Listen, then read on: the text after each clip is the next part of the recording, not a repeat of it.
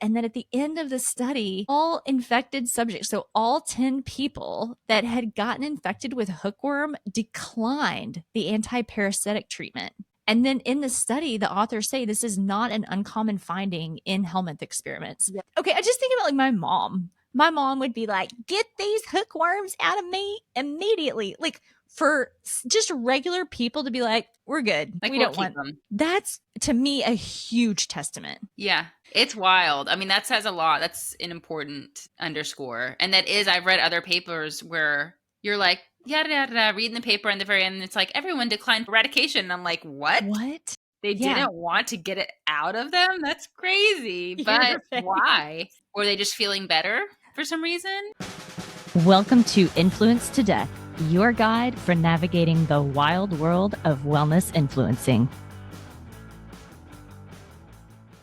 Hi, and welcome to Influence to Death. I'm Victoria LaFont. I'm Hannah Wright. And here we are. Here we are. Actually, as we're just about to record, I'm like, I have an update. I'm going to change the whole design of our episode. Are you serious? Well, not design, but I do have an update Okay. on one of the past episodes on gluten. I think it's going to be the episode right before this one, episode number 30.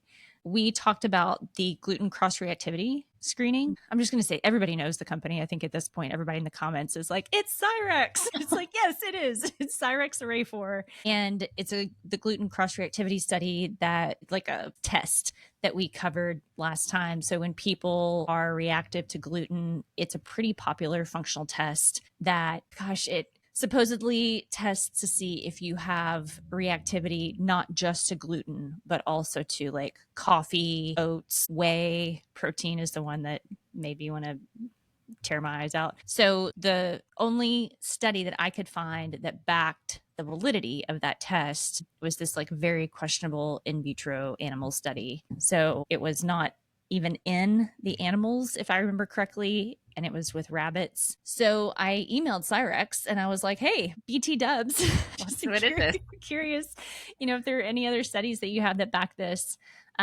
Customer service was very nice, but the studies that they sent were also very questionable. Like one was an article that Dr. Vajani, he is one of the authors of the study that we discussed, letter that he wrote, or article that he wrote for Townsend Letter, which is a popular integrative medicine, integrative wellness kind of sort of a very sciencey magazine. But it was an article, so there was no peer reviews. Actually, maybe for Townsend Letter there is some sort of peer review process, but it's not the same as for a published study. And it was just Then like an editorial, like an opinion piece or an article, or it wasn't actually a. it's an article. It's their articles that they publish. They're not like Yeah. controlled studies. Right.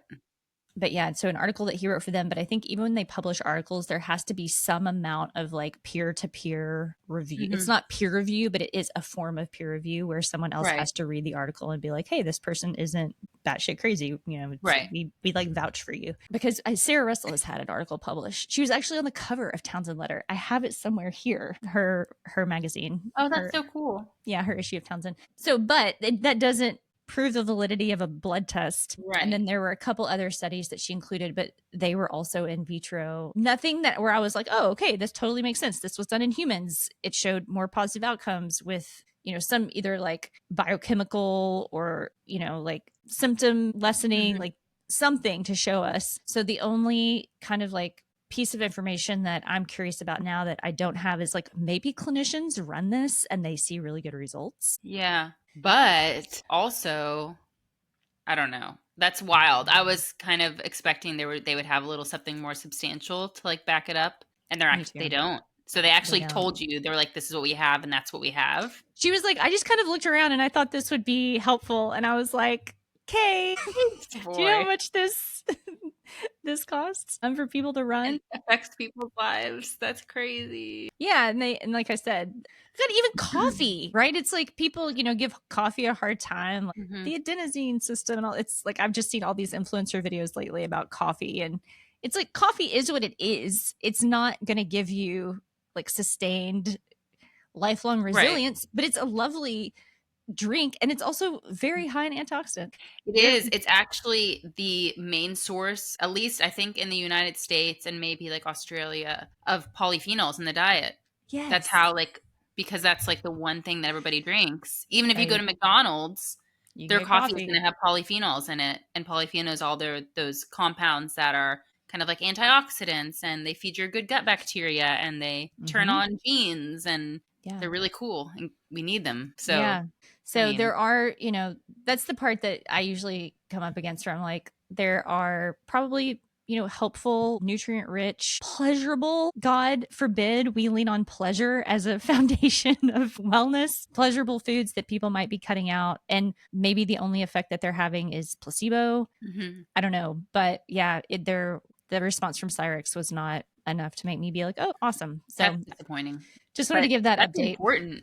Yeah, We it's need to talk about important. that. People need to know. Tons of clinicians, like, there's, I don't know if people kind of realize this, but this is interesting to know from kind of an insider's viewpoint. There's like different sects of integrative medicine. You kind of, Mhm. it's like Harry Potter. You get put into different houses. You either get put into like the biotics house, the apex energetics house, the thorn house, or, like, And that's your tribe. That's who you're loyal to. You that's remain the with cell them. core house. That's the newest house, the Severin.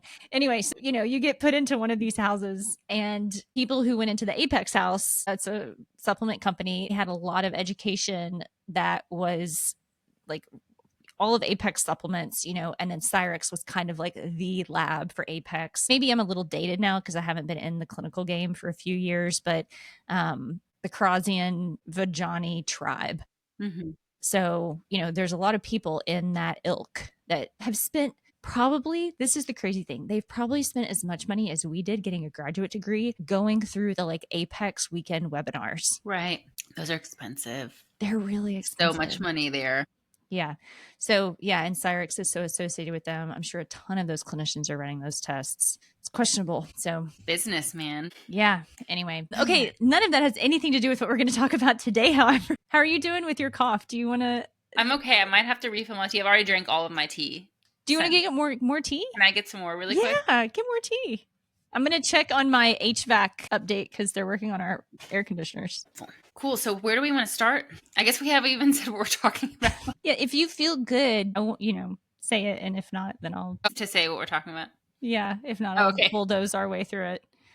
Okay, y'all. So today's episode, this is a subscriber episode. So today we're just going to have a fun conversation about dirt and germs. Are dirt and germs and worms actually bad for us? And we're going to talk about the old friends hypothesis, which is one of my favorite things ever. So here we Yes. go.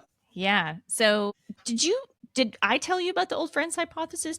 How did we learn about that? I think at some point in grad school, I learned about it. Actually, the very first time I ever heard about like helmet therapy and this whole idea of us needing germs and dirt and things was I think I listened to a Radiolab episode, which I put Mm-hmm. in the notes. It was all about parasites, but one of the people they were talking to was this guy from I believe from the United States who had like severe seasonal allergies, which I know I don't really have allergies, but I've met people who do, and I know it can be just like devastating. Like, Debilitating. yeah, Yeah. so that was for him, it was like ruining his life. Mm. And he ended up contracting a parasite and his allergies went away completely. Anyways, it's a much more interesting and detailed than that, and pretty wild story, but like I just thought it was incredible. Radiolab is Incredibly cool. also so fun and good It to listen is. to. Yes. They Podcast actually have a goals. whole podcast on I can't pronounce the woman's name, the woman who formed Sci-Hub. Ah, Yeah, it's called The Library of Alexandria, oh I my gosh. believe. Here, let me double So check cool. myself. But that podcast is so fun to listen to. Yeah, love that one. I love This American Life. Yeah. Oh, the Library of Alexandra, because I think that Alexandra. is her first name. Okay. She's a badass.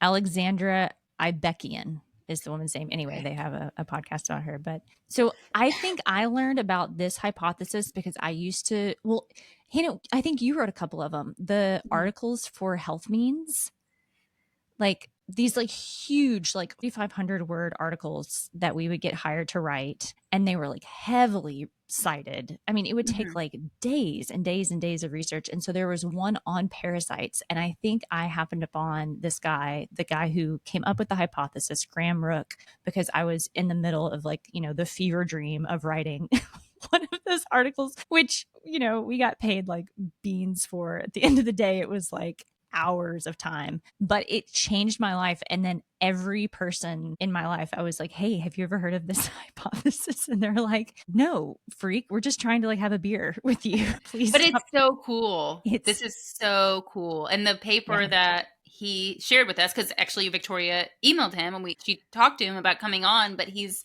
essentially, I guess, retired now. Yeah, I think he's Um, retired. This whole episode though came about, Hannah, because of you. I think because you were like, let's do one on the hygiene hypothesis. mhm. And I was like, what about old friends? Yes.